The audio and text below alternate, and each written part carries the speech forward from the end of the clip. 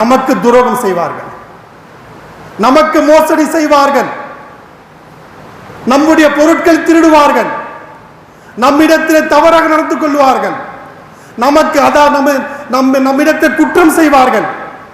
ஆனால் அவருடைய நிலை எப்படி இருக்கும் என்றால், வீட்டுக்கு போவாங்க, குளிப்பாங்க, புத்தாடை அணிவார்கள், மஸ்ஜிதுக்கு வருவாங்க, 2 ரக்காத் தொழுது அல்லாஹ்விடத்தில் அழுது துஆ கேட்பான், இறைவா நான் தவறு செய்து விட்டேன் என்று மன்னியுங்கள் என்று. பாவம் செய்து எங்க மக்கள்கிட்ட, அழுறது எங்க பள்ளிவாசல்ல. அல்லாஹ் சொல்கிறான், உகூகுல் இபாத், மனிதருடைய அதாவது மனிதர் விஷயத்திலே நீ பாவம் செய்தால் மனிதரிடத்தில் தான் மன்னிப்பு கேட்க வேண்டும், அதற்கு பிறகுதான் என்னிடத்தில் கேட்க வேண்டும் என்று அல்லாஹ்வே சொல்கிறான் சகோதரர்களே. ஆனால் இவன் என்ன செய்வான்? மக்கள்கிட்ட பாவம் செய்வான், பள்ளிவாசல் உட்கார்ந்து அழுது துஆ கேட்பான்.